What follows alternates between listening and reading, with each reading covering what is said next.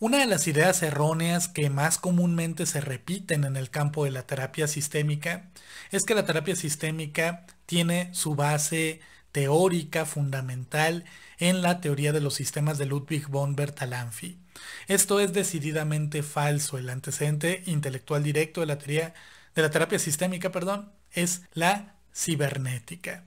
Sin embargo, como suele ocurrir con aquellos que estudiamos determinadas disciplinas, cuando sus orígenes y cuando las personas que dieron origen a determinadas disciplinas no son de nuestro idioma, pues podemos encontrarnos con muchas ideas erróneas que se van generando debido a errores de traducción de los libros originales, debido a estas ideas erróneas que se generan a través de las traducciones inadecuadas y que vamos arrastrando y replicando de generación en generación de estudiantes, y el campo de la cibernética desde luego no ha sido la excepción al respecto de ello. Además, la cibernética, que nació propiamente en la década de 1940, ha avanzado muchísimo desde que fue fundada, de tal manera que si nos damos una sumergida en los diferentes libros y artículos que hay al respecto, nos encontraremos con que algunos hablan de una cibernética de primer orden, de una cibernética de segundo orden, y esto puede llegar a ser bastante confuso para quienes se inician en el tema. El objetivo de este video es que hagamos un recorrido por el nacimiento de la terapia sistémica con sus bases en la cibernética, de aprender a diferenciar las diferentes cibernéticas o las diferentes visiones que hay acerca de esta rama de estudio y cuáles son sus implicaciones en el campo de la terapia familiar.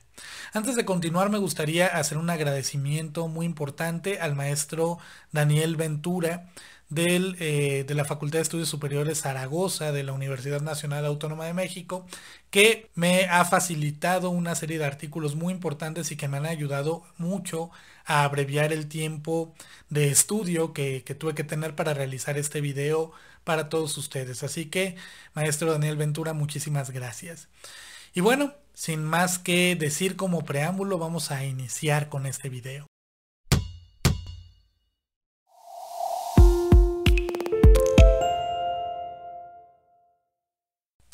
El nacimiento de la cibernética se debe a dos hombres clave.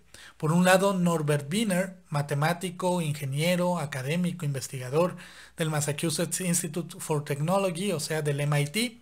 Y por el otro lado, Arturo Rosenbluth, un neurofisiólogo mexicano, orgullosamente mexicano, nacido en Chihuahua en el año de 1900. Wiener y Rosenbluth se conocieron en Boston y desde entonces entablaron una estrecha amistad.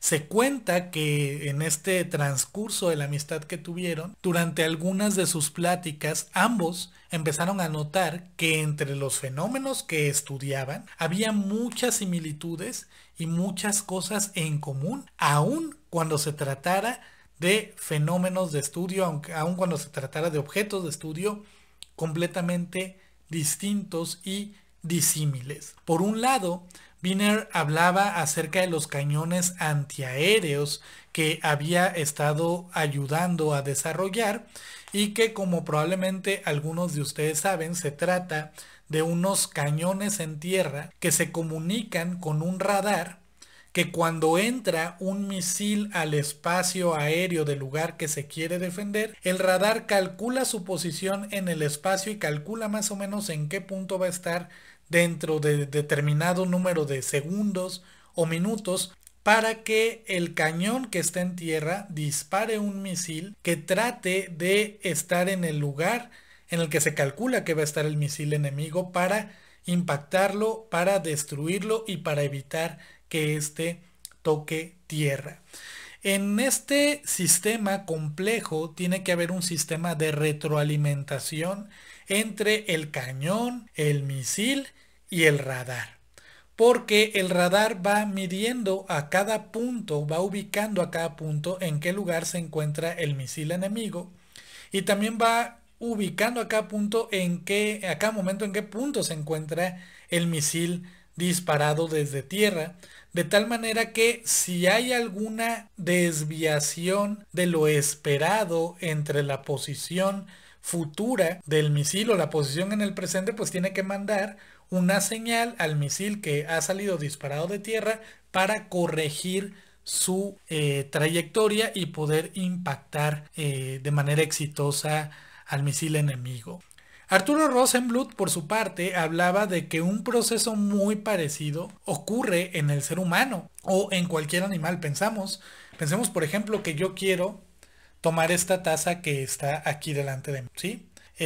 Yo lo que tengo que hacer es primero ver dónde está la taza y eventualmente tengo que dirigir mi mano hacia donde está esa taza. Mis ojos me van a indicar si mi mano va en la dirección correcta para tomar la taza o no. Y si no va en la dirección correcta, tengo que enviar información desde mi cerebro hacia mi mano para que se mueva en una dirección diferente, corrige el movimiento y efectivamente yo pueda realizar con éxito esta maniobra que es la de tomar esta taza y que es algo que parece sencillo, pero que implica una serie de procesos fisiológicos más o menos complejos. Entonces, Norbert Wiener y Rosenbluth pues vieron que estos dos sucesos tenían muchas cosas en común, se parecían mucho en el sentido de que implicaban pues primero una cuestión de transmisión de información entre un órgano, vamos a llamarlo así, sensorial y pues aquello que permite generar un movimiento dentro de ese sistema en particular y que se da un proceso constante de autocorrección y de retroalimentación. Pues en estas pláticas, ¿no? Estaban Norbert Wiener y Arturo Rosenbluth por ahí de finales de la década de 1930, inicios de 1940. Y para el año de 1941, cuando ellos andaban con estas ideas, se celebra en la ciudad de Nueva York una reunión interdisciplinaria que se llamó The Cerebral Inhibition Meeting y que tenía como objetivo estudiar el fenómeno de la inhibición cerebral. A dicha reunión asistieron decenas de intelectuales de la época de campos de estudio bastante diferentes entre sí. Nuevamente ocurre esto, ¿no? Personas que van a hablar de lo mismo pero que se dedican a cosas muy distintas. Entre estos asistentes nos encontramos con los antropólogos Gregory Bateson y Margaret Mead, que en ese entonces eran pareja. Nos encontramos con neurofisiólogos como Arturo Rosenbluth, como Walter Cannon. Nos encontramos incluso con psiquiatras tales como Milton Erickson, como Lawrence Kubi, pero también con matemáticos muy importantes de la época, entre ellos Norbert Wiener, John von Neumann, Warren McCulloch, entre otros.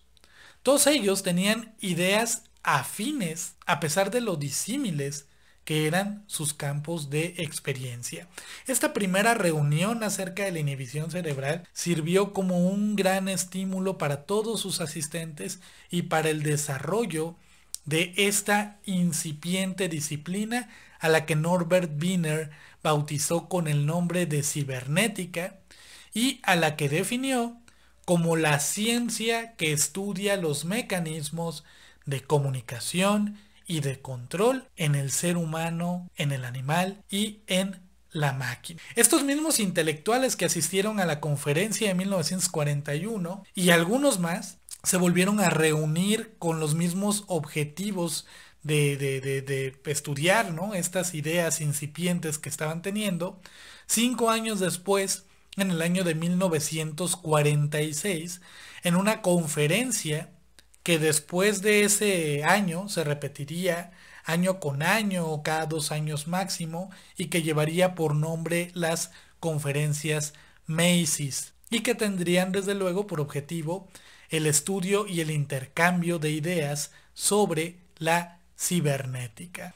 Ahora vamos a ahondar, esto es el nacimiento, la breve historia, pero vamos a ahondar un poco más acerca de qué es la cibernética. Como ya lo mencioné y lo voy a repetir porque es importante, Norbert Wiener utiliza esta palabra que significa timón o timonel y la define a la cibernética como la ciencia que estudia los mecanismos de comunicación y control en el animal y en la máquina. De esta definición podemos ahondar en dos conceptos fundamentales. En primer lugar, el concepto de comunicación, en segundo lugar, el concepto de control. Pero además también nos encontramos con algo extraño, que es la equiparación de dos entidades que son evidentemente muy distintas en muchas cosas, pero que tiene decididos puntos en común. Por un lado, los animales o el animal, la bestia, y por el otro lado, la máquina. Equiparar a los animales, incluido el ser humano, y con las máquinas, implica que estos son iguales o al menos muy parecidos, cuando menos si los estudiamos desde un nivel de abstracción. Y es que tanto los animales como las máquinas son sistemas. Un sistema, sea un animal, sea un ser humano, sea una máquina, y como veremos más adelante también puede llegar a ser un sistema social como la familia, como una comunidad, etc. Un sistema se define como un conjunto de partes interrelacionadas entre sí que tienen un objetivo en común y que funcionan juntas como un todo. Para que un sistema funcione, es importante que las partes que lo conforman se comuniquen entre sí. Con esto vamos al primer concepto de Wiener, de comunicación. Es importante que las partes se comuniquen entre sí, es decir, que intercambien información. Eso es básicamente el concepto de comunicación, el intercambio de información. Para que el funcionamiento de la máquina, del animal, de la persona sea además adecuado, dentro de este mismo deben existir una serie de mecanismos de control. ¿Y a qué nos referimos con mecanismos de control? A mecanismos de retroalimentación que amplifiquen o que minimicen las desviaciones. ¿Para qué? Para que el sistema pueda cumplir con su objetivo y para que pueda sobrevivir en su medio. Y hemos tocado aquí también un concepto fundamental, que es el concepto central y el concepto que le da sentido a la cibernética. El concepto de retroalimentación, que nuevamente nos encontramos con que fue acuñado también por Norbert Wiener, y que según él es la característica que presentan las unidades que forman un sistema cibernético, en cuanto a que no son meros emisores o centros de una comunicación, sino que dan y reciben siempre un mensaje de respuesta relacionado con el mensaje emitido o recibido. El mensaje, por lo tanto, siempre regresa al emisor, aún de una manera modificada. Este concepto de retroalimentación significa que cualquier parte de un sistema recibe información de las demás partes, pero al mismo tiempo no puede dejar de responder a esa comunicación reemitiendo un mensaje que tenga que ver con ese mensaje que se recibió y que al mismo tiempo la otra parte se lo va a regresar a esta primera parte de la que estamos hablando. Es decir, que en los sistemas hay constantemente una serie de comunicaciones que van de ida y vuelta constantemente, imparablemente entre sus partes, y que pues no hay interrupción en ello, a menos quizás, ¿no? Y quizás, porque no tengo el conocimiento adecuado para decirlo, que el sistema pues ya no funcione para nada o que esté muerto. Y digo quizás porque si hacemos un acercamiento, un zoom, nos encontramos con que pues, los sistemas en sus materiales están formados por átomos, por moléculas, y estos pues son sistemas también en sí mismos y probablemente nunca mueran, ¿no? Pero habría que detallar esta información desde luego con algún químico o con algún físico. Entonces, esto es lo que se refiere a la retroalimentación. Ahora bien, la retroalimentación puede ser positiva cuando su objetivo sea que el sistema continúe en la dirección del movimiento precedente. O bien puede ser negativa cuando sirve para ajustar el mecanismo que regulará el funcionamiento futuro. Es decir, que si yo, por ejemplo, soy parte de mi sistema familiar y soy papá y mi hijo de 17 años me pide permiso para salir a una fiesta, pues de alguna manera yo puedo darle permiso y con eso amplificar este movimiento que se va a dar en el sistema familiar, que es que él ya va a empezar a salir a fiestas, o bien puedo prohibirle que salga a fiestas porque me dé miedo que se ponga borracho, que le hagan daño, etcétera, y de alguna manera seguir manteniendo mi funcionamiento, el funcionamiento familiar tal como está. Lo que yo haga para retroalimentarlo va a servir para amplificar esto que él ya viene haciendo o que quiere hacer, o bien para disminuir esa desviación y mantener el funcionamiento del sistema tal cual está. Un poquito más adelante vamos a hablar más acerca de ello porque es muy importante, pero pues estos son básicamente los conceptos clave de la cibernética. Si ponemos atención a diferentes sistemas, nos podemos encontrar con que la mayoría, si no es que todos, funcionan bajo los mismos principios de comunicación en su interior, de retroalimentación y de control interno de estos sistemas. Por ejemplo, nos podemos encontrar con el estudio del sistema inmunológico en el cuerpo humano.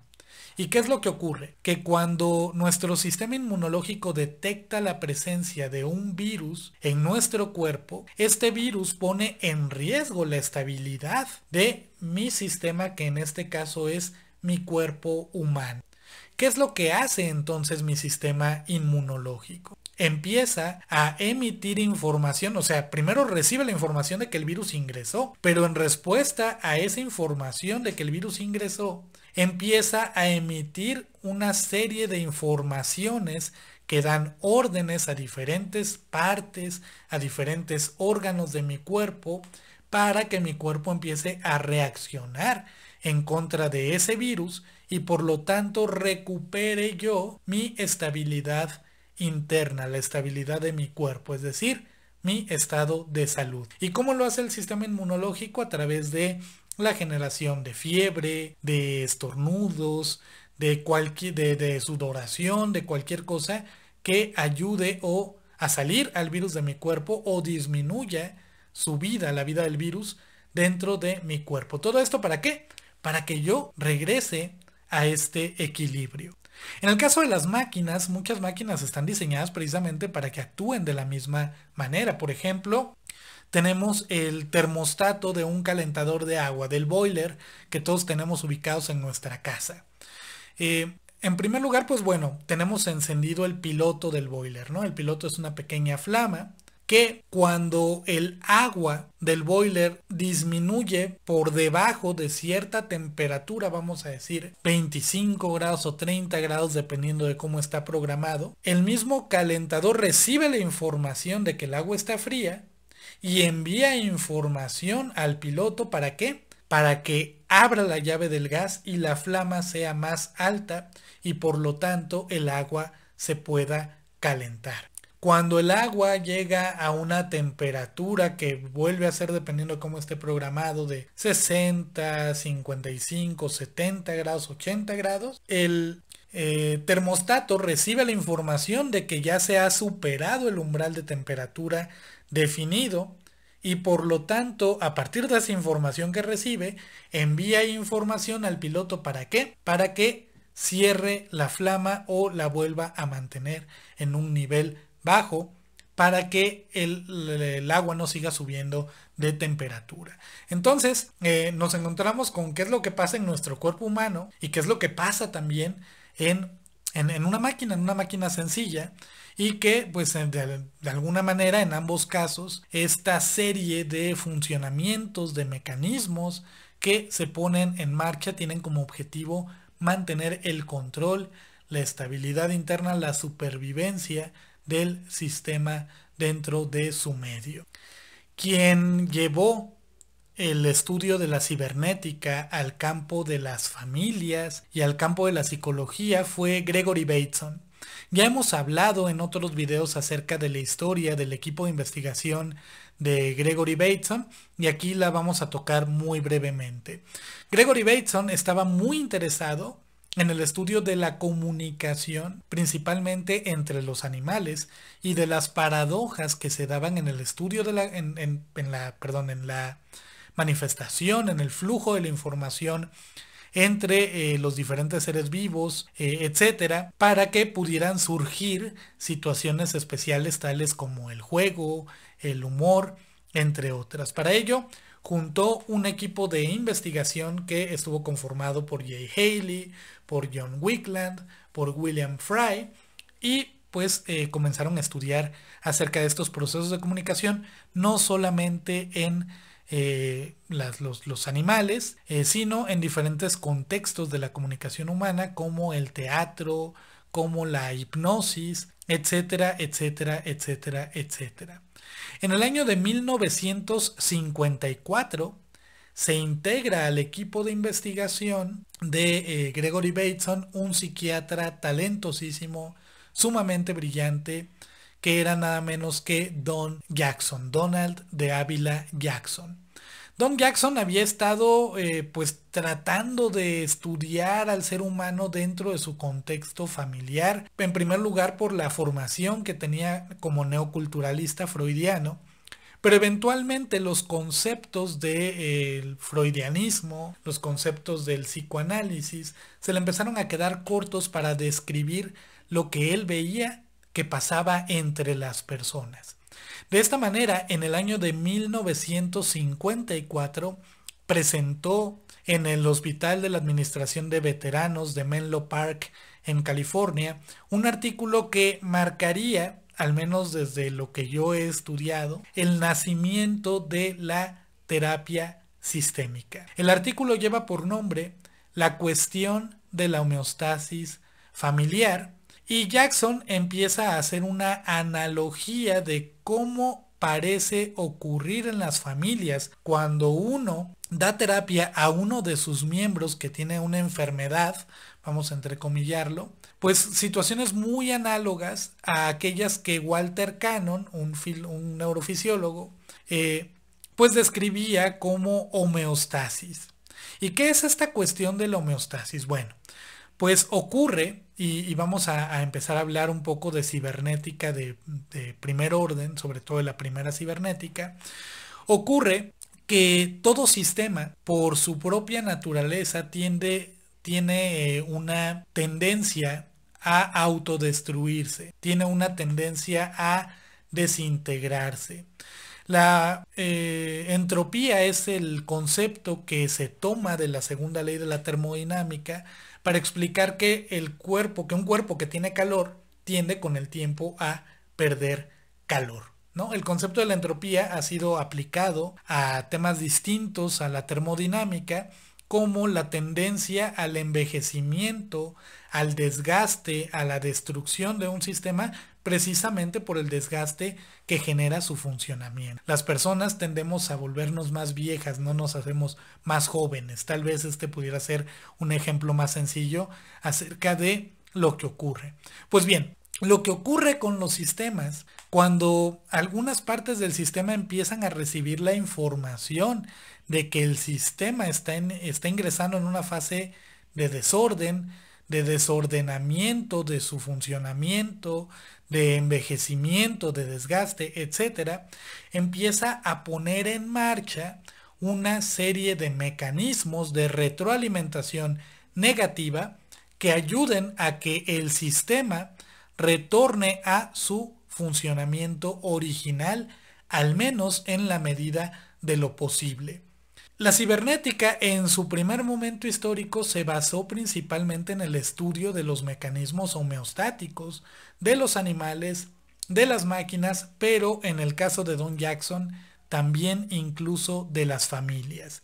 Lo que empezó a notar Don Jackson es que cuando un paciente psicótico, un paciente diagnosticado como esquizofrénico, etcétera, mejoraba, normalmente la familia se estropeaba. Alguno de los miembros de la familia desarrollaba un síntoma, X, Y, Z cosas que de alguna manera jalaban, incitaban, hacían que el paciente, el ex enfermo, entre comillas, pues volviera a su situación de enfermedad para ocupar su status quo dentro de la familia y ésta pudiera retornar a su equilibrio, aun cuando este equilibrio fuera disfuncional.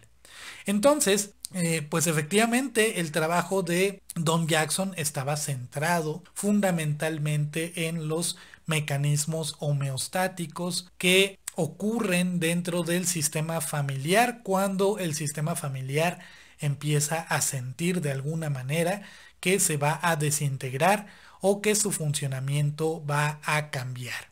Este momento histórico en el que la cibernética está centrada en los mecanismos homeostáticos y no concibe otro tipo de mecanismos de control dentro del sistema, se le conoce, lleva por nombre como primera cibernética. Primera cibernética. Y aquí es muy importante definirlo, hasta un letrero les voy a poner ahí. La primera cibernética es el momento histórico de la cibernética cuando centraba su estudio en los mecanismos de control que generan o en los mecanismos de control que buscan que el sistema retorne a su equilibrio original. Es decir que principalmente el centro del estudio de esta cibernética son los mecanismos de retroalimentación negativa.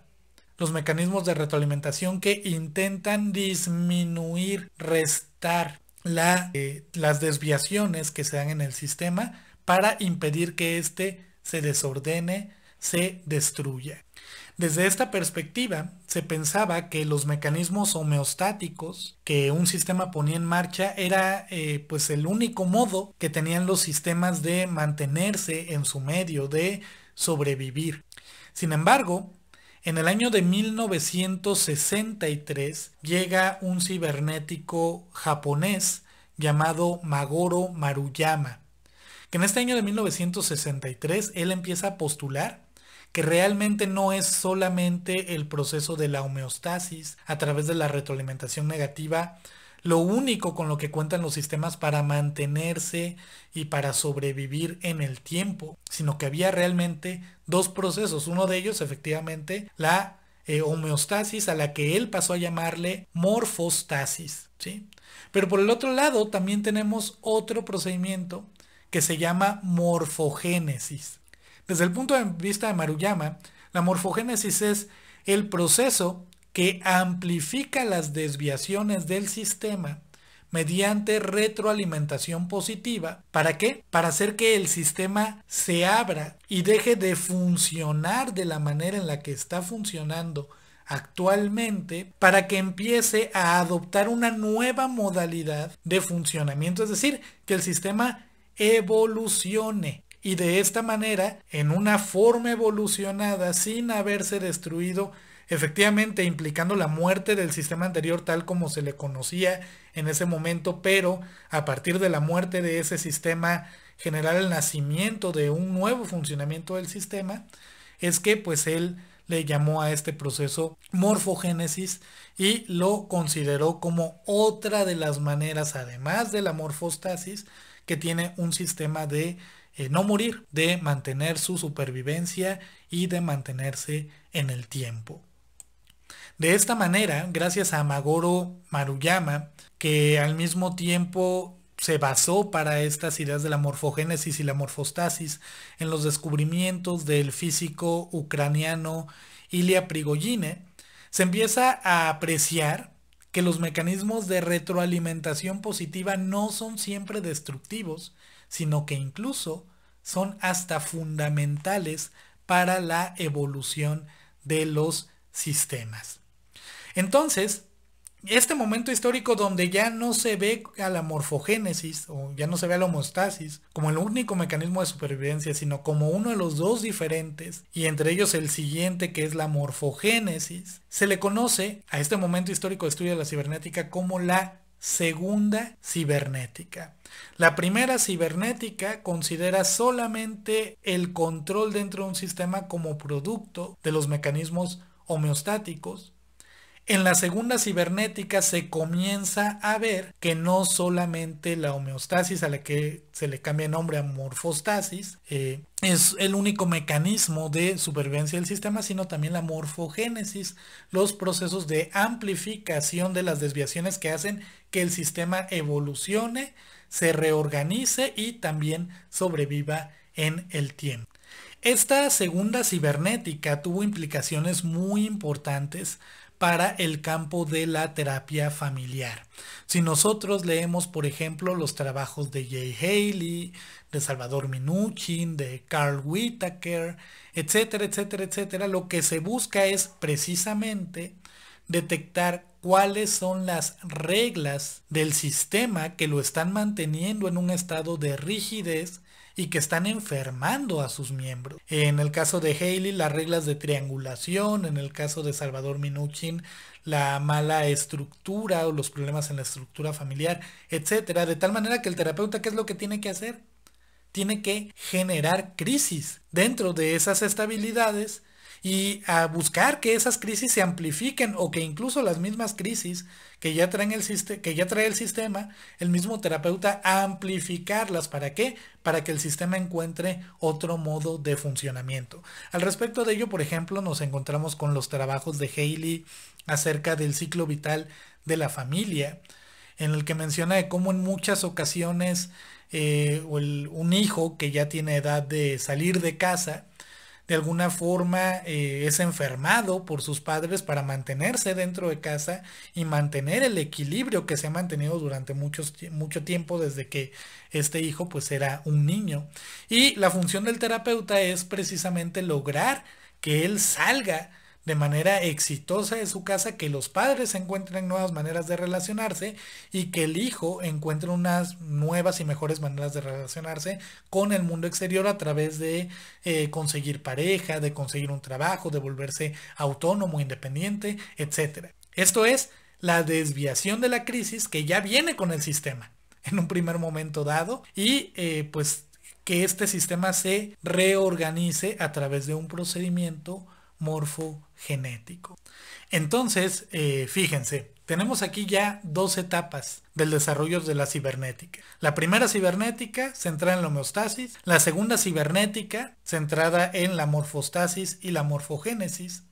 Y más adelante, conforme van avanzando los estudios de la cibernética y da esta un cambio radical, por implicación a esta primera cibernética y segunda cibernética se les conoce como cibernética de primer orden. La cibernética de primer orden contiene dentro de sí a una primera cibernética y a una segunda cibernética. Pero ahora vamos a empezar a hablar de otra cibernética que tiene implicaciones radicales en el estudio de las familias, de la psicoterapia, en fin. Y es a la que llamamos la cibernética de segundo orden. La cibernética de segundo orden, pues es un cambio radical que experimenta la cibernética cuando la fascinación que tenían los cibernéticos de ese entonces por el estudio de los procesos recursivos condujo, según Carlos Slutsky, a incluir a la misma cibernética dentro del objeto de estudio. ¿Qué es lo que pasa cuando estudiamos a la cibernética? Cuando hacemos un estudio cibernético de la cibernética, cuando hacemos una metacibernética. Pero ahorita, un poquito más adelante, iremos con ello. Antes, es necesario mencionar que probablemente una de las primeras chispas que más adelante encenderían la antorcha de la cibernética de segundo orden se encuentre en un artículo de Letwin, que fue coautoreado, entre otros coautores, por el biólogo chileno Humberto Maturana en el año de 1959, y que llevaba por nombre, fíjense, Lo que el ojo de la rana le dice al cerebro de la rana. A partir de este artículo, según Paolo Bertrando y Dario Tofanetti, Maturana, que no es ni siquiera el primero de los coautores, comienza a construir un complicado edificio teórico cuyos fundamentos son la autonomía y el cierre operativo de los sistemas, junto a la arbitrariedad de las propias definiciones del sistema, definido no por su naturaleza, sino en función de la elección del observador. Es decir, que toda expresión es expresión de un observador. Esto que acabo de leer textualmente del libro de Tofanetti y Bertrando, pues nos remite de alguna manera a una preconcepción, a una concepción muy precoz de dos conceptos que después se volverían muy importantes en el ámbito de la cibernética de segundo orden y que tienen muchas implicaciones para la psicoterapia sistémica de nuestros días, para la terapia sistémica posmoderna. Por un lado, la idea de que toda expresión es una expresión de un observador, que delimita y traza sus distinciones arbitrariamente para decir esto es el sistema, esto está fuera del sistema, cuando realmente el sistema lo es todo, ¿no? Y por el otro lado, el concepto de la autopoiesis, que se refiere a la capacidad que tienen los sistemas de generarse a sí mismos. 20 años después, 21 años después de este libro con esta chispa precoz, tanto Maturana como Varela desarrollan aún mejor sus ideas en un libro muy interesante que se llama Autopoiesis y Cognición, y en el cual dice lo siguiente: toda expresión es expresión de un observador. En su discurso, el observador habla a otro observador que podría ser el mismo. Todo lo que se aplica a uno es válido también para el otro. El observador es un ser humano, es decir, un sistema vivo, y todo lo que se aplica a los sistemas vivos se le aplica también a él. Para el observador, una entidad es tan entidad cuando puede ser descrita.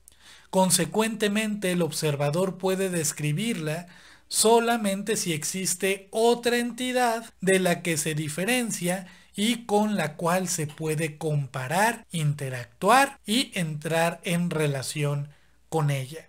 Esta segunda entidad, que sirve como referencia a la descripción, puede ser cualquier entidad, pero la referencia final para cualquier descripción es el observador mismo. Entonces, Maturana y Varela aquí empiezan a hablar acerca de la necesidad imperante de trazar distinciones, de trazar una distinción entre lo que yo soy y lo que yo no soy, entre cuál es la entidad que está conformada por mí y cuál es la entidad a la que yo estoy estudiando que está afuera de mí, pero no solo que está fuera de mí, sino que está separada de todas las demás entidades que yo trazo como entidades apartadas. De alguna manera, yo estoy siendo parte del sistema que estoy estudiando, que estoy describiendo, que estoy, pues sí, estudiando, ¿no? Que estoy describiendo. No me puedo escindir de ese hecho. Pero además, que como yo no tengo un punto de apoyo para saber si algo es verdad o no es verdad, necesito de otra persona, que es un no yo, y que me ayude a confirmar mis descripciones a través del consenso que tenemos a través del lenguaje. Esto resulta bien interesante porque ahora resulta que el sistema no es algo cognoscible tal cual realmente es, tal cual realmente se da en su existencia. Yo ya no puedo hablar de que estoy describiendo un sistema que está afuera de mí, que yo lo puedo conocer como es en torno a su naturaleza, sino que más bien lo que yo estoy describiendo es lo que está aquí, acerca de lo que yo pienso que hay allá afuera, pero que al final de cuentas yo formo parte de eso que hay ahí afuera. Y que lo que me ayuda a definirme como una entidad separada de lo que hay fuera de mí es pues otras entidades, otras personas con las que yo puedo comunicarme y hablar acerca de esas cosas, y eso yo lo uso como punto de apoyo para pensar que lo que estoy conociendo, que lo que estoy describiendo es una realidad externa, pero que realmente no lo es. Entonces, a pesar de que suene muy muy esclarecedor o muy confundidor, dependiendo de cómo se le vea, pues podemos ver que hasta aquí las ideas de Maturana y Varela recuerdan muchísimo a lo que después se le conocería en primer lugar como el constructivismo radical, es decir, la idea de que nos inventamos la realidad, y por el otro lado el construccionismo social, es decir, que el lenguaje nos sirve para poder construir realidades consensuadas a manera de contraste. Pero hay además también una figura muy importante, otra figura muy importante. el cibernético Heinz von Förster, que va siguiendo de cerca los pasos de los terapeutas familiares y que desarrolla también una ciencia basada ya no en el estudio de la realidad, sino en el estudio de la persona que la observa. Heinz von Förster llama a esta ciencia la cibernética de segundo orden. Ahí es cuando la bautiza formalmente. También le da en llamarla por la cibernética de los sistemas observantes o bien la cibernética de la cibernética. Desde la perspectiva de von Förster, es el propio observador quien con sus prejuicios, sus ideas, sus teorías, etc., construye y describe la realidad que, según él ingenuamente, observa y que no es otra realidad más que la que él mismo ha construido. Para ponerlo en términos más sencillos, esta cosa está fuera de mí y yo sé que está fuera de mí. Pero finalmente, cuando yo la percibo a través del sentido de mi vista, no es esto lo que pasa a mi cerebro, no es esto lo que pasa a mi mente. Lo que pasa a mi mente es una serie de impulsos eléctricos que a mí me ayudan a través de su transmisión a mi lóbulo occipital y de la intervención acerca de lo que yo ya conozco anteriormente, del andamiaje de experiencias que tengo, pues una imagen acerca de lo que hay ahí afuera. Y lo que yo tengo aquí no es lo que hay ahí afuera, es un invento, es lo que hay allá afuera pasado por el filtro, por la coladera de mis propios preceptos, experiencias anteriores, prejuicios, creencias, etcétera, etcétera, etcétera.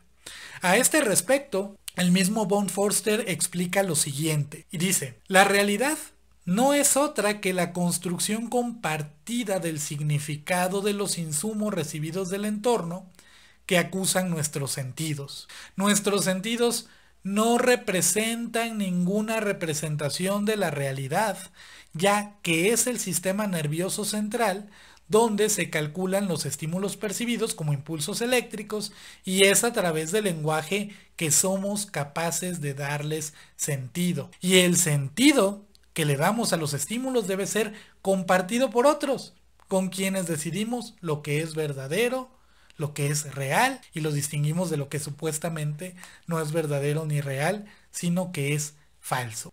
Esta idea de la cibernética de segundo orden es nada más y nada menos que el nacimiento del constructivismo radical, según el cual no podemos percibir la realidad tal cual es, sino nuestras propias percepciones de la realidad. En este sentido, la realidad que nos construimos en la mente, como ya lo mencioné, no se corresponde con la realidad que existe independientemente de nosotros como observador. En este sentido, por ejemplo, Bertrando y Tofanetti, para hablar acerca de las implicaciones que tiene esto en la psicoterapia, dicen lo siguiente: el impacto de tal cambio epistemológico es notable. La atención se desplaza del sistema observado al sistema del observador, del descubrir una realidad interna al inventar la realidad de la llamada visión objetiva, a la reflexividad y la autorreferencia. La premisa básica es que observando, el observador forma parte de lo que está observando y en consecuencia el terapeuta forma parte del sistema en el que ofrece la terapia. Si los terapeutas sobrepasan los límites que circundan a la familia observada, se convierten en parte de un sistema cerrado y autónomo, de un sistema autopoyético. Sus observaciones están influenciadas por lo que observan y lo que observan está influido por sus observaciones. Es un círculo cerrado y no existe, por lo tanto, una realidad externa. Esto para los terapeutas, si nos fijamos, tiene muchísimas implicaciones, sobre todo éticas. ¿Y por qué? Porque en primer lugar tenemos que cuestionarnos esa idea que nos inculcan en el estudio de la universidad de que nosotros podemos conocer, describir, intervenir directamente sobre la realidad objetiva. Podemos conocer una realidad objetiva que hay ahí afuera y que de alguna manera en la cibernética de primer orden, de ahí pues eso se pensaba que, a ver, yo soy el terapeuta y aquí está la familia, yo tengo la capacidad de observar a la familia tal cual es porque constituye una realidad externa a la que yo puedo acceder y que yo puedo conocer esa realidad. Pero con los postulados de la cibernética de segundo orden y del constructivismo radical, de lo que nos damos cuenta es de que finalmente lo que se piensa acerca de la familia, las teorías acerca de las personas, acerca de lo que sea, la teoría freudiana, la teoría humanista, la que ustedes quieran, la que ustedes gusten y manden, son trazados, distinciones, elaboradas y trazadas arbitrariamente por los diferentes terapeutas y los diferentes investigadores. No significa que eso sea una realidad que esté allá afuera, sino que yo estoy trazando esa distinción. Pero además, cuando yo me encuentro con la familia, con la persona a la que voy a atender, me doy cuenta de qué. Me doy cuenta de que mis percepciones y mi manera de observar influye en la familia. Y esa familia, eso que influye en la familia, va a influir en mis observaciones en un circuito cerrado de retroalimentación. Esto, repito, tiene implicaciones éticas muy importantes porque, por ejemplo, el hecho de pensar que el problema de una persona se va a resolver averiguando sus causas y comprendiendo sus causas, esa es una distinción arbitraria que trazó en su momento Sigmund Freud y otros antes que él, ¿sí? Y cuando se cree que esta es la realidad, en muchas ocasiones el problema corre el riesgo de no resolverse. La persona corre el riesgo de llegar con un problema pero irse con dos, ¿no? Ahora tengo TOC y el problema es mi mamá y mi relación con mi madre en la infancia. Y entonces no se resuelve.